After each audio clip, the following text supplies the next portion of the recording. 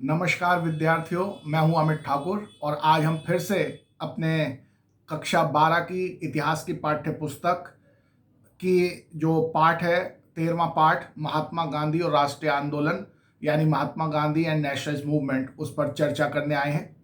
पिछले क्लास में हमने देखा था कि जो सविनय अवज्ञा आंदोलन है, दांडी मार्च, सॉल्ट मार्च, नमक सत्याग्रह, उसके विभिन्न पहलुओं पर हमने चर्चा की थी।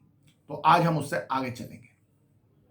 आप एक बात ध्यान से समझें कि इतिहास के विद्यार्थी होने के नाते आपको इतिहास के लिखने के जो स्रोत होते हैं, हिस्टोरिकल सोर्सेज जो होते हैं, उनको जानना, उनको समझना बहुत जरूरी है। और उन ऐतिहासिक स्रोतों का विश्लेषण करके, उनको एनालाइज करके किस तरह से वहां से इतिहास निकाला जाता है, समझा जाता है, वो प्रक्रिया भी आपको अवश्य ही आनी चाहिए।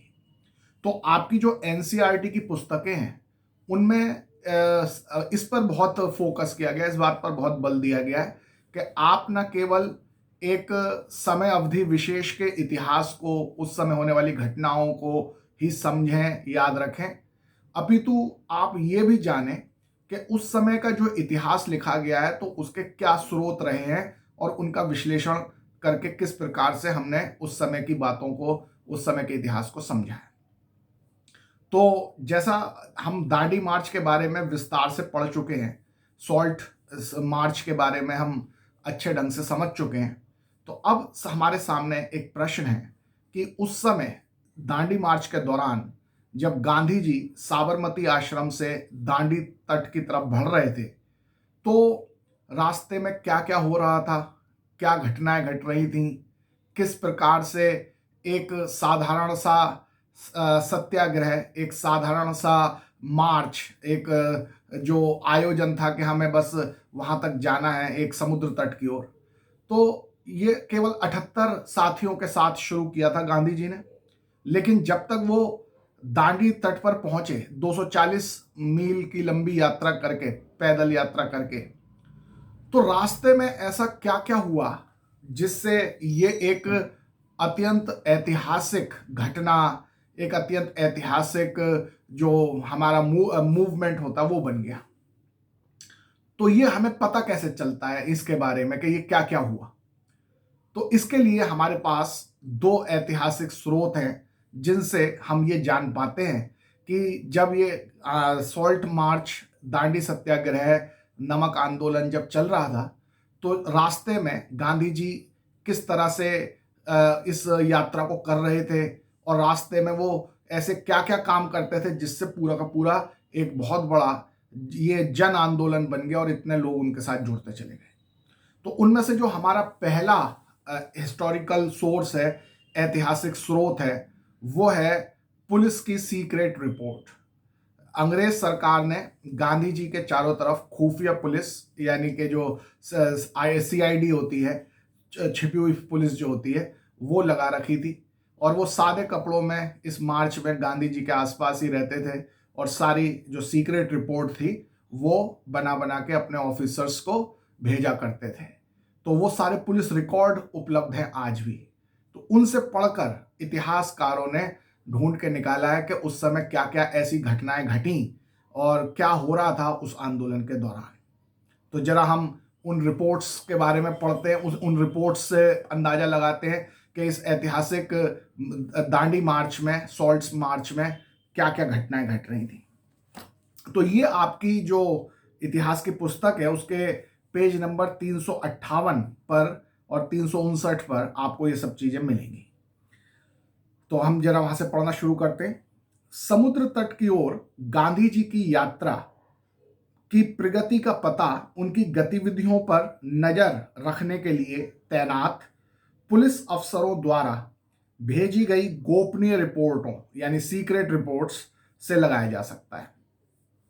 इन रिपोर्टों में रास्ते के गांवों में गांधी जी द्वारा दिए गए भाषण भी मिलते हैं। उन पूरी रिपोर्ट में यह भी लिखा गांधी जी क्या क्या भाषण दिए, जिनमें उन्होंने स्थानीय अधिकारियों से आह्वान किया था कि वे सरकारी नौकरियां छोड़कर स्वतंत्रता संघर्ष में शामिल हो जाएं।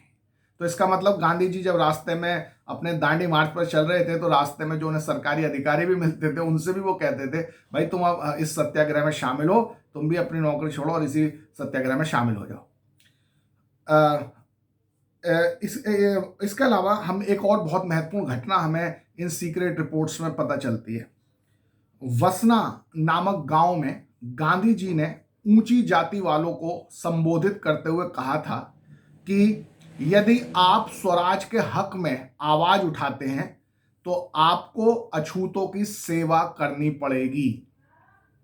सिर्फ नमक कर या अन्य करों के खत्म हो जाने से आपको स्वराज नहीं मिल जाएगा। स्वराज के लिए आपको अपनी उन गलतियों का प्रायश्चित करना होगा जो आपने अछूतों के साथ की हैं। स्वराज के लिए हिंदू, मुसलमान, पारसी और सिख सबको एकजुट होना पड़ेगा। ये स्वराज की सीढ़ियां हैं। तो आप देख रहे हो कि गांधी जी का ये जो सॉल्ट मार्च था ये केवल नमक बनाने तक ही सीमित नहीं था, बल्कि रास्ते में गांधी जी एक बहुत बड़ा जनसंपर्क करते हुए लोगों को स्वराज के लिए प्रशिक्षित करते हुए चल रहे थे। ऊंची जाति वालों को कहते कि भाई स्वराज तभी मिल सकता है जब तुम अछूतों के साथ अपने व्यवहार को खत्म करो, अच्छा करो, जो तुमने गलतियां की हैं उसके लिए प्रायश्चित करो। वो चलते हुए गांवों में, शहरों में लोगों से सांप्रदायिक सौहार्द और धार्मिक एकता बनाने की भी अपील करते थे। वो कहते थे कि स्वराज तभी मिलेगा जब हिंदू, मुसलमान, सिख, ईसाई, पारसी सभी जो लोग हैं वो एक साथ इकट्ठे हो जाएं। और ऐसा करना यानी समाज सुधार करना, छुआछूत की प्रथाओं को समाप्त करना, अछूतों को न्याय दिलाना, हिंदू, मुस्लिम, सिख, ईसाई, पारसी सबका एकजुट होना, ये सब स्वराज की सीढ़ियां हैं। एक एक करके जैसे जैसे ये चीजें होती जाएंगी हम स्वराज की तरफ अपनी प्रगति करते जाएंगे और जब ये सारा काम पूरा हो जाएगा तो अंततः हमें स्वराज मिल जाएगा। ये सब गांधी जी की पूरी योजना थी और ये उनके विचार थे और वो इस दांडी मार्च के दौरान ये सब बातें करते हुए आगे बढ़ रहे थे। पुलिस के जासूसों ने अपने रिपोर्ट में लिखा था कि गांधी जी की सभाओं में तमाम जातियों के औरत, मर्द शामिल हो रहे हैं। तो यानी गांधी जी के इस सॉल्ट मार्च को, इस नमक आंदोलन को बहुत व्यापक जन समर्थन मिल रहा था। सभी जाति, सभी धर्मों की स्त्रियां, पुरुष सब गांधी जी के समर्थन में आगे बढ़ते हुए उनके साथ आके कंधे से कंधा मिलाकर इस आंदोलन में शामिल हो रहे थे। उनका कहना था, यानी पुलिस रिपोर्ट का कहना था कि हजारों वॉलेंटियर राष्ट्रवादी उद्देश्य के लिए सामने आ रहे हैं। हजारों स्वयंसेवक, वॉलेंटियर मतलब स्वयंसेवक जो देश की सेवा करने के लिए तैयार रहते हैं। तो हजारों हजार लोग देश की सेवा करने के लिए आंदोलन में शामिल हो रहे हैं। उनमें से बहुत सारे ऐसे सरकारी अफसर थे जिन्होंने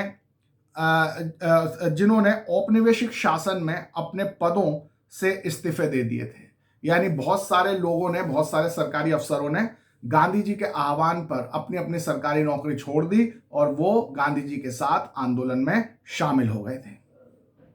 सरकार को भेजी अपनी रिपोर्ट में जिला पुलिस सुपरिंटेंडेंट, जो एसपी होते हैं, पुलिस अधीक्षक, उन्होंने लिखा था कि श्री गांधी शांत और निश्चित दिखाई दिए। वे जैसे जैसे आगे बढ़ रहे हैं उनकी ताकत बढ़ती जा रही है। तो इसका मतलब ये हुआ कि गांधी जी ने जब ये सॉल्ट मार्च शुरू किया और जैसे जैसे वो आगे बढ़ रहे हैं, आगे बढ़ते गए, तो उनके साथ ज़्यादा और ज़्यादा और ज़्यादा जनसमूह जुड़ता चला गया और वो इस पूरे आंदोलन के दौरान, इस पूरी यात्रा के दौरान बहुत शांत, सौम्य बने रहे, लोगों से मिलते रहे, उन्हें समझाते रहे कि छुआछूत का व्यवहार छोड़ो, धार्मिक एकता बनाओ, मिलजुल कर रहो, देश के लिए आगे बढ़कर काम करो, अपनी सरकारी नौकरी छोड़ो और देश के आंदोलन में शामिल हो जाओ। और बहुत बड़ी संख्या में उनको रेस्पॉन्स बहुत अच्छा मिल रहा था। बहुत बड़ी संख्या में स्त्री और पुरुष आते गए और उनके साथ जुड़ते चले गए। तो ये सब बातें हमें कहाँ से पता चली? ये सब बातें पता चली जो पुलिस के जासूस गांधी जी के चारों तरफ थे, जो सरकार ने उनकी जासूसी के लिए लगा रखे थे, उनकी रिपोर्टों से। तो आपने देखा कि ऑफिशियल रिपोर्ट्स जो होती हैं, ऑफिशियल डॉक्यूमेंट्स जो होते हैं, वो इतिहास जानने का एक महत्वपूर्ण स्रोत होते हैं। हालांकि हम पूरी तरह से उन पर भरोसा नहीं कर सकते, क्योंकि वो सरकारी दृष्टिकोण से लिखी गई होती हैं। उनमें केवल एक पक्षीय बात लिखी होती है जो सरकार को अच्छी लगती है, दूसरे पक्ष की बातें उसमें नहीं लिखी होती। लेकिन फिर भी इन ऑफिशियल रिकॉर्ड से बहुत कुछ पता चल सकता है, इनका ध्यानपूर्वक विश्लेषण करने से। तो एक तो ये हमारे स्रोत थे जिससे हमें दांडी मार्च के बारे में, सॉल्ट मार्च के बारे में पता चलता है। और एक दूसरा बहुत महत्वपूर्ण स्रोत था, वो भी आपको अब इतिहास के विद्यार्थी होने के नाते आपको पता होना चाहिए, और वो है अखबारों या पत्रिकाओं में छपी हुई रिपोर्टें। तो ऐसी एक बहुत प्रसिद्ध पत्रिका थी, अमेरिकी पत्रिका टाइम्स मैगजीन। तो इस टाइम्स मैगजीन की जो पत्रिका जो थी, इसमें इसके पत्रकार गांधी जी के साथ पास आए हुए थे इस मार्च में, सॉल्ट मार्च में, उनकी पूरी यात्रा को कवर करने के लिए। और इस टाइम पत्रिका की रिपोर्ट ने ही इस दांडी मार्च को इंटरनेशनल फेम का बना दिया, अंतर्राष्ट्रीय ख्याति मिल गई। अमेरिका, यूरोप और सब जगह गांधी जी भी प्रसिद्ध हो गए, गांधी जी का ये दांडी मार्च भी प्रसिद्ध हो गया, और भारत की जो समस्या थी अंग्रेजों के साथ, वो भी प्रसिद्ध हो गई। और इससे अंग्रेजों के ऊपर अंतर्राष्ट्रीय दबाव भी पड़ा कि वो भारत की समस्या को सुलझाने के लिए जरूर कुछ ना कुछ करें। तो आपने देखा कि पत्र पत्रिकाओं का रिपोर्टिंग का कितना महत्व होता है। तो उस टाइम पत्रिका में जो रिपोर्ट छपी थी दांडी मार्च के समय की, हम उन रिपोर्टों को पढ़कर भी उस समय के इतिहास के बारे में जानते हैं। तो जरा देखें टाइम पत्रिका ने किस तरह से गांधी जी की इस दांडी मार्च, इस सॉल्ट मार्च के बारे में, नमक सत्याग्रह के बारे में लिखा था। तो वो कहता है, नमक यात्रा की प्रगति, आपके पेज नंबर 359 पर ही है। नमक यात्रा की प्रगति को एक और स्रोत से भी समझा जा सकता है। अमेरिकी समाचार पत्रिका टाइम को गांधी जी की कदकाठी पर हंसी आती थी। यानी जब टाइम पत्रिका के पत्रकार गांधी जी की यात्रा कवर करने पहुंचे, तो पहले तो उन्होंने इसको नकारात्मक दृष्टि से देखा, कह रहे ये कोई यात्रा है, ये तो अभी खत्म हो जाएगी। और उन्हें तो गांधी जी की कदकाठी भी हंसी उड़ाने लायक लगी। कह रहे ये व्यक्ति जो मरियल सा, साधु सा लग रहा है, इसका जो है मकड़ी जैसा तो पेड़ू है, यानी कि स्पाइडरली लॉइंस है, और तकुए जैसा शरीर है, यानी स्पिंडली फ्रेम है। ये व्यक्ति कहाँ इतनी लंबी यात्रा कर पाएगा, तो एक दिन ही में ही खत्म हो जाएगी, आगे चला, इससे तो चला ही ना जाएगा। ये बातें टाइम पत्रिका ने लिखी अपनी रिपोर्ट में, हंसी उड़ाई। पहले हफ्ते उसने इस यात्रा की बहुत हंसी उड़ाई, लेकिन जैसे जैसे गांधी जी पूरे अपनी आत्मविश्वास के साथ जनता को साथ जोड़ते हुए, उनसे जनसंपर्क बनाते हुए और लगातार आगे चलते गए, तो फिर टाइम पत्रिका का जो दृष्टिकोण था वो भी परिवर्तित हो गया, और फिर वो इस यात्रा की बहुत प्रशंसा करने लगा। और इस यात्रा का जो वर्णन टाइम पत्रिका में छपा, उसी की वजह से इंटरनेशनल लेवल पे गांधी जी को बहुत प्रसिद्धि मिली, इस सॉल्ट मार्च को बहुत प्रसिद्धि मिली, और भारत की आज़ादी के प्रश्न को भी लाइमलाइट में ये टाइम पत्रिका मैगजीन की जो रिपोर्ट थी वो ले आई। तो अब देखते हैं कि क्या क्या कह रहा है टाइम पत्रिका। तो अमेरिकी समाचार पत्रिका टाइम को गांधी जी की कदकाठी पर भी हंसी आती थी।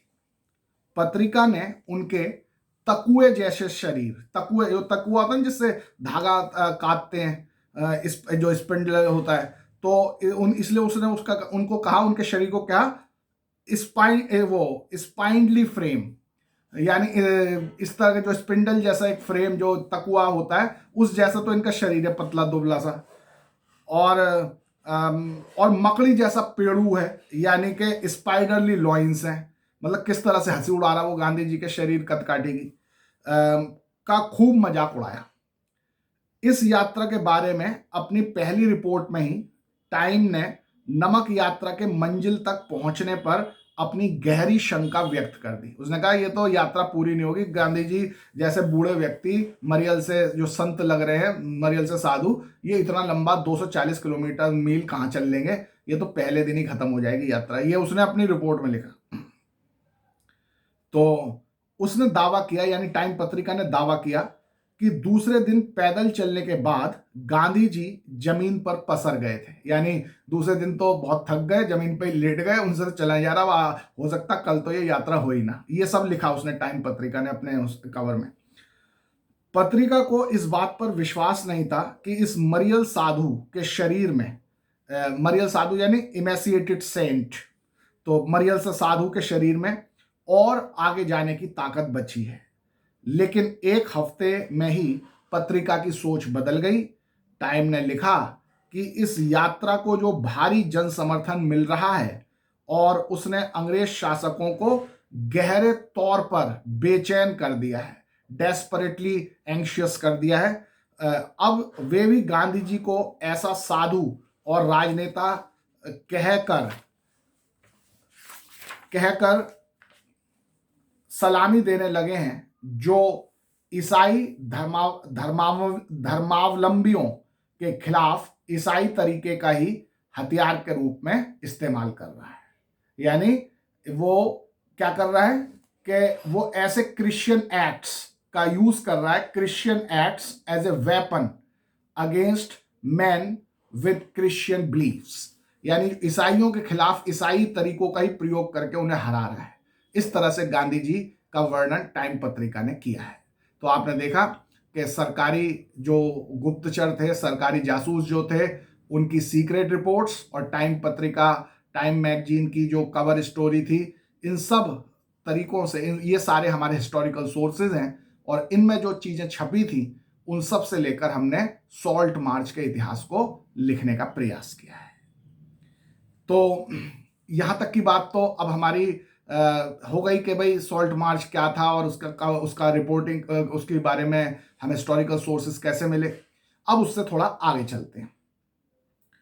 अब ये जो सॉल्ट मार्च था, नमक यात्रा थी, ये 3 बातों के लिए प्रसिद्ध है, 3 बातों के लिए विशेष रूप से इसका महत्व है और ये आपसे परीक्षा में पूछा भी जाएगा कि सॉल्ट मार्च किन किन बातों के लिए प्रसिद्ध है या किन किन बातों के लिए महत्वपूर्ण मानी जा सकती है। तो 3 बातें हैं।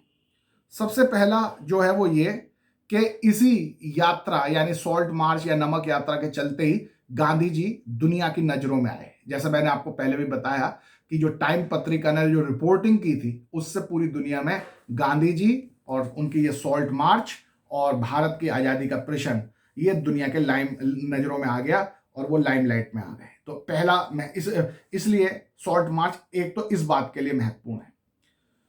और दूसरी बात जो है वो ये है कि यह पहली राष्ट्रवादी गतिविधि थी जिसमें महिलाओं ने भी बढ़ चढ़कर हिस्सा लिया।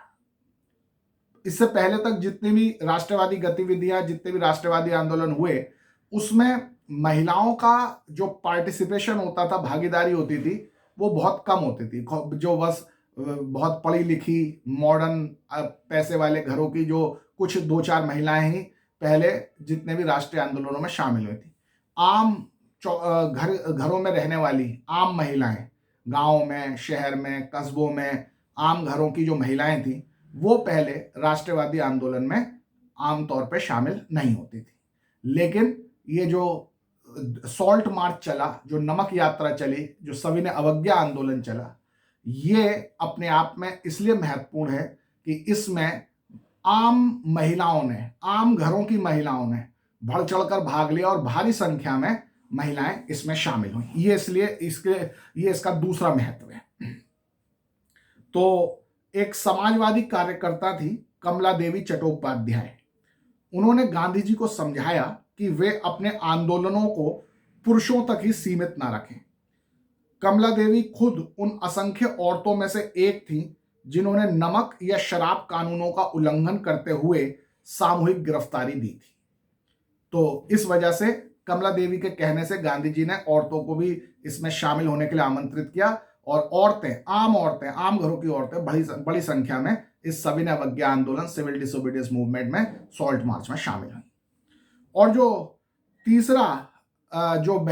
तीसरी बात जिसकी वजह से सॉल्ट मार्च को महत्वपूर्ण माना जाता है वो ये है कि संभवतः ऐसा जो सबसे महत्वपूर्ण कारण है वो ये है कि नमक यात्रा के कारण ही अंग्रेजों को एहसास हुआ था कि अब उनका राज बहुत दिनों तक नहीं टिक सकेगा और उन्हें भारतीयों को भी सत्ता में हिस्सा देना पड़ेगा। उन्हें भारतीयों को भी सत्ता में हिस्सा देना पड़ेगा। अंग्रेजों को यह एहसास हो गया और इसीलिए उन्होंने फिर लंदन में गोलमेज सम्मेलन यानी राउंड टेबल कॉन्फ्रेंसेस बुलाई, जिसमें भारतीयों और अंग्रेजों ने बैठकर समस्या पर विचार किया और ये तय करने की कोशिश की कि किस तरह से भारतीयों को भारत की सत्ता में अंग्रेजों के साथ कुछ हिस्सेदारी दी जाए। तो ये जो हमारा सविनय अवज्ञा आंदोलन है ये कई चरणों में चला। जब जैसा हमने देखा था कि 6 अप्रैल 1930 को जब गांधी जी ने दांडी के तट पर नमक बनाकर कानून तोड़ा, वहां से यह आंदोलन शुरू हो गया। फिर साल भर चलता रहा, ये लगभग साल भर चलता रहा। लेकिन फिर जनवरी 1931 से जो है इसमें जब बहुत ज्यादा पुलिस ने अत्याचार शुरू कर दिए, कई जगह पर हिंसक झड़प भी हो गई, पुलिस के साथ आम लोगों की उत्पीड़न शुरू कर दिया ज्यादा पुलिस ने, और लेकिन उसके बावजूद भी बड़ा जबरदस्त चल रहा था आंदोलन। तो और ऐसे समय में जो लॉर्ड इरविन था उस समय का वायसराय, उसने गांधी जी के साथ विचार विमर्श शुरू किया और एक समझौता हो गया गांधी जी और लॉर्ड इरविन के बीच में, जिसमें यह फैसला हुआ कि जितने भी राजनीतिक कैदी हैं इस आंदोलन में भाग लेने वाले उन सबको रिहा कर दिया जाएगा और समुद्र तटों पर भारतीयों को कुछ लिमिटेड मात्रा में अपने नमक बनाने की भी इजाजत दे दी जाएगी। और इसके बदले में उसने कहा गांधी जी से कि अब आप राउंड टेबल कॉन्फ्रेंस में भाग लेने चलें। इससे पहले जो फर्स्ट राउंड टेबल कॉन्फ्रेंस हुई थी, पहली गोलमेज सम्मेलन हुआ था, उसमें गांधी जी यानी कांग्रेस ने भाग नहीं लिया था और दूसरे लोगों ने भाग लिया था। लेकिन बिना बिना कांग्रेस के भारतीय संविधान पर, भारतीय जो आजादी की समस्या पे विचार करने का मतलब है बिना राम के रामलीला खेलना। जब कांग्रेस जो उस समय का मुख्य दल था, अगर वो ही नहीं होगा उस मीटिंग में तो किसके साथ बातचीत करोगे भारत की स्वतंत्रता के बारे में। उन्होंने करने की कोशिश की अंग्रेजों ने फर्स्ट राउंड टेबल कॉन्फ्रेंस में, लेकिन बिना कांग्रेस के कोई बात बनी नहीं। तो इसलिए भी लॉर्ड इरविन चाहता था और अंग्रेज सरकार चाहती थी कि भाई कांग्रेस को किसी तरह राजी करके सेकंड राउंड टेबल कॉन्फ्रेंस में लिया जाए। इसीलिए इरविन ने गांधी जी के साथ समझौता किया और ये तय हो गया कि चलो ठीक है कि कांग्रेस जो है वो अपना सविनय अवज्ञा आंदोलन कुछ समय के लिए सस्पेंड कर देगी, स्थगित कर देगी और आगे जो है राउंड टेबल कॉन्फ्रेंस में भाग लेने जाएगी। और इसके बदले में सरकार ने क्या कहा कि हम जो राजनीतिक कैदी हैं जिन्होंने आंदोलन भाग लिया, जिनके ऊपर हिंसा का कोई केस नहीं है, हम उनको रिहा कर देंगे और भारतीयों को समुद्र तट पे अपना कुछ हद तक नमक बनाने की इजाजत दे देंगे। लेकिन बहुत सारे भारतीयों ने गांधी इरविन के इस समझौते का विरोध किया, आलोचना की, क्योंकि इसमें कोई ठोस आश्वासन गांधी जी नहीं ले पाए अंग्रेजों से कि भाई हमें जो है वो राजनीतिक स्वतंत्रता अवश्य मिल जाएगी।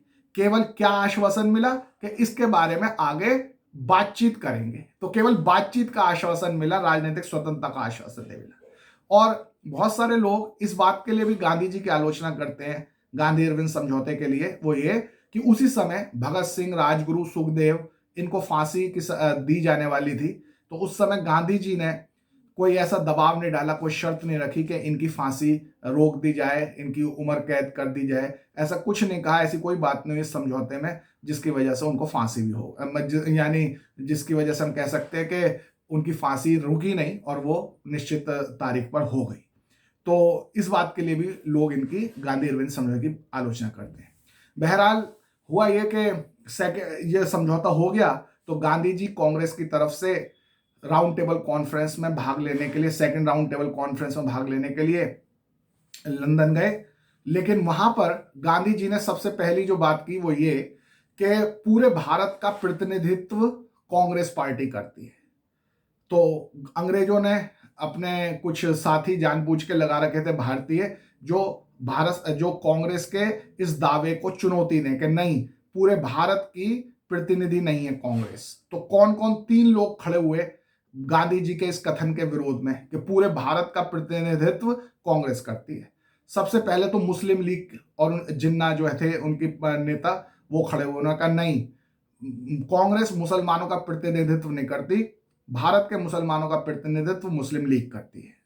दूसरे खड़े हुए जो राजे रजवाड़े थे, प्रिंसली स्टेट्स थे, वो उन्होंने कहा कि जो प्रिंसली स्टेट्स के लोगों और प्रिंसली स्टेट्स के राजाओं का प्रतिनिधित्व कांग्रेस नहीं करती, कांग्रेस का यहाँ के लोगों से कोई लेना देना नहीं। और तीसरे जो खड़े हुए वो थे तेज तर्रार वकील डॉक्टर B.R. अम्बेडकर, उन्होंने कहा कि कांग्रेस दलितों का प्रतिनिधित्व नहीं करती। तो अंग्रेजों ने जानबूझकर फूट डालो राज करो वाली नीति अपनाई थी और कांग्रेस के गांधी जी के दावे को कमजोर करने के लिए इन सबको खड़ा किया था। तो वहां पर काफी बहस विवाद होता रहा। गांधी जी कुछ भी कहते तो ये तीनों यानी मुस्लिम लीग, राजे रजवाड़े और डॉक्टर अंबेडकर उनकी बहुत सारी बातों का विरोध करते। तो इस वजह से वहां पर कोई फैसला नहीं हो पाया और गांधी जी वापस खाली हाथ चले आए। और फिर उसके बाद उन्होंने वापस आके फिर से सविनय अवज्ञा आंदोलन शुरू किया, लेकिन अब उसमें वैसी धार नहीं रही और अब अंग्रेज भी ज्यादा क्रूर हो गए, ज्यादा दमनकारी हो गए। लॉर्ड इरविन का कार्यकाल खत्म हो गया, वो वापस इंग्लैंड चले गए। उनकी जगह पर आए लॉर्ड विलिंगडन, और लॉर्ड विलिंगडन गांधी जी को बिल्कुल पसंद नहीं करते थे। लॉर्ड विलिंगडन ने अपनी बहन को एक खत लिखा था, उसमें कहा था अगर गांधी ना होता तो यह दुनिया वाकई बहुत खूबसूरत होती। वह जो भी कदम उठाता है उसे ईश्वर की प्रेरणा का परिणाम कहता है, लेकिन असल में उसके पीछे एक गहरी साजिश और एक गहरी राजनीतिक चाल होती है। देखता हूं कि अमेरिकी प्रेस उसको गजब का आदमी बताती है, लेकिन सच यह है कि हम निहायत अव्यावहारिक, रहस्यवादी और अंधविश्वासी जनता के बीच रह रहे हैं जो गांधी को भगवान मान बैठी है। तो इस तरह से आपने देखा कि गांधी जी को ये बिल्कुल नापसंद करता है लॉर्ड विलिंगडन, और इसलिए उसने गांधी जी और उनके कांग्रेस के जो आंदोलन था असहयोग सविनय अवज्ञा आंदोलन, उसका बहुत बर्बरता से क्रूरता के साथ दमन करना शुरू कर दिया। अब आंदोलन वैसा गति के साथ नहीं चल पा रहा था जैसा उन गांधी अरविंद समझौते से पहले चला था, और फिर धीरे धीरे इसकी आंदोलन की अपनी जो ऊर्जा थी, शक्ति थी, वो धीरे धीरे खत्म होती चली गई और 1934 में आते आते ये बिल्कुल अपने आप ही समाप्त हो गया। यहां पर हम एक बहुत महत्वपूर्ण बात जो समझना चाहते हैं कि जो सेकंड राउंड टेबल कॉन्फ्रेंस हुई थी लंदन में, वहां पर गांधी जी और अंबेडकर के बीच में एक मुख्य प्रश्न को लेकर बड़ा वाद विवाद हुआ था, और वो था दलितों के लिए सेपरेट इलेक्टोरेट, यानी जो दलित थे उनके लिए पृथक निर्वाचन। पृथक निर्वाचन का मतलब ये होता था कि जैसे आज के जमाने में जैसे हमारे हम कहें पूर्वी दिल्ली लोकसभा सीट है, तो मान लो ये एक SC कैंडिडेट के लिए आरक्षित है, तो इसका मतलब ये है कि यहां से SC व्यक्ति ही उम्मीदवार होगा, वही MP का चुनाव लड़ेगा, लेकिन उसे वोट पूर्वी दिल्ली की में जितने भी लोग रहते हैं सब देंगे। वो केवल SCO का ही प्रतिनिधि नहीं होगा, वो पूर्वी दिल्ली में रहने वाले हर व्यक्ति का प्रतिनिधि होगा। तो ये तो कहलाता है हमारा आज की जो संवैधानिक व्यवस्था है, कॉन्स्टिट्यूशन। लेकिन सेपरेट इलेक्टोरेट का मतलब ये था कि जैसे पूर्वी दिल्ली अगर एक रिजर्व सीट घोषित कर दी गई SC के लिए या ST के लिए, तो केवल SC ST ही खड़ा होगा, चलो वो तो ऐसा ही है जैसा आज है। लेकिन जो दूसरी सबसे खतरनाक बात थी वो ये कि उसे वोट देने वाले भी केवल SC या ST होंगे। इस क्षेत्र में रहने वाले अन्य व्यक्ति उसे वोट नहीं देंगे, वो केवल SC या ST का ही प्रतिनिधि होगा, अन्य लोगों का प्रतिनिधि नहीं होगा, यानी उसका एक अलग ही निर्वाचन होगा। तो इस चीज को सेपरेट इलेक्टोरेट कहते थे। अब डॉक्टर अंबेडकर कह रहे थे कि जैसे मुसलमानों को सेपरेट इलेक्टोरेट दिया गया है वैसे ही दलितों को भी दिया जाए, लेकिन गांधी जी इसका विरोध कर रहे थे। इसी बात पर दोनों में सेकंड राउंड टेबल कॉन्फ्रेंस में बड़ी गर्मागर्म बहस हुई। डॉक्टर अंबेडकर का कहना यह था, वो आप पेज नंबर 361 पर सोर्स 6 है उसमें आप पढ़ सकते हैं, वो पूरा बॉक्स दे रखा है, उसमें मुख्य बातें बताई हैं कि डॉक्टर अंबेडकर वो दलितों के लिए सेपरेट इलेक्टोरेट क्यों मांग रहे थे। उनका यह कहना था कि भाई हमारे जो दलित लोग हैं उनमें इतनी ताकत नहीं है कि वो आम दूसरे लोगों के सामने खड़े भी रह सकें, उनके पास अपनी रोजी रोटी कमाने का कोई जरिया नहीं है। वो जिस धर्म में है यानी हिंदू धर्म में, उसके जो अपर क्लास के लोग हैं वो उनको बहुत हीन मानते हैं, उन्हें अपने मंदिर तक में नहीं आने देते, वो पूरी तरह से इन अपर लोगों के रहमो करम पे निर्भर करते हैं। तो ऐसे स्थिति में हमारे जो दलित लोग हैं वो इंडिपेंडेंट रहकर चुनाव नहीं लड़ पाएंगे और कभी भी वो उनको पॉलिटिकल फ्रीडम, पॉलिटिकल पावर नहीं मिल पाएगी, क्योंकि सारे चुनावों में यही अपर कास्ट के लोग ही जीत जाएंगे। तो इसलिए हमें सेपरेट इलेक्टोरेट चाहिए। तो आप पूरा सोर्स 6 जो है, जो आपका पेज नंबर 361 पे दे रखा है, उसे ध्यान से पढ़ें और उनके आर्गूमेंट समझें। मुख्य जो आर्गूमेंट का जो जोर था वो मैंने बताया, लेकिन आप पूरा उसे पढ़ें। इसके बदले में गांधी जी क्या कहते थे? इसके जवाब में गांधी जी कहते हैं, नहीं भाई देखो, सेपरेट इलेक्टोरेट तो वास्तव में दलितों को बाकी हिंदू समाज से हमेशा के लिए अलग कर देगा और उन्हें हमेशा के लिए दलित और अछूती बनाए रखेगा। सेपरेट इलेक्टोरेट जो समाज को तोड़ने वाला है। हम सेपरेट इलेक्टोरेट नहीं देंगे, हम दलितों को आरक्षण देंगे सीटों में। यानी जो जो सीटें हैं उनमें से हम कुछ सीटें दलितों के लिए आरक्षित कर देंगे, वहां से जो कैंडिडेट होगा वो दलित ही होगा, लेकिन उसको उस क्षेत्र में रहने वाले सभी लोग वोट देंगे और वो सबका प्रतिनिधि होगा, केवल दलितों का नहीं होगा। और जितनी सीटें तुम सेपरेट इलेक्टोरेट के तौर पे मांग रहे हो ना, उससे ज्यादा सीटें हम देंगे, लेकिन वो सबका प्रतिनिधि होगा, वो अलग से नहीं रहेगा। वरना अगर ये सेपरेट इलेक्टोरेट दे दिया तो दलित हमेशा दलित ही रह जाएंगे और वो हिंदू समाज से हमेशा के लिए अलग हो जाएंगे। जबकि हम चाहते हैं कि दलित के साथ जो अत्याचार हुआ है वो खत्म हो और वो हिंदू समाज के एक अभिन्न अंग बन के घुल मिल जाए और उनके साथ होने वाला भेदभाव हमेशा के लिए समाप्त हो जाए। तो इस बात पर दोनों में मतभेद था और इसी वजह से सेकंड राउंड टेबल कॉन्फ्रेंस में उनकी लड़ाई, मतलब नोकझोंक हुई थी। तो पेज नंबर 360 पर सोर्स 5 जो है उसमें गांधी जी का विचार दिए हुए हैं सेपरेट इलेक्टोरेट पे। तो आपका काम यह है कि 360 पर सोर्स 5 में गांधी जी के विचार और 361 पेज पर सोर्स 6 में अंबेडकर जी के विचार, इन दोनों के विचारों को सेपरेट इलेक्टोरेट के मामले में पढ़िए और तुलना कीजिए कि दोनों क्या चाहते थे, दोनों की क्या भावना रही होगी ऐसा कहने के पीछे, और फिर दोनों में से किसका पक्ष अधिक जायज आपको लगा। तो ये आपको विचार करके अपनी कॉपी में लिखना है। तो आज हम इसके बारे में इतना ही पढ़ेंगे और आज हमने सिविल डिसोबीडियंस मूवमेंट के सभी पक्षों और जो भी उसके बारे में संबंधित प्रश्न हो सकते हैं उसके बारे में पढ़ा। तो अगली कक्षा में इससे आगे चर्चा करेंगे। तब तक के लिए सभी को नमस्कार।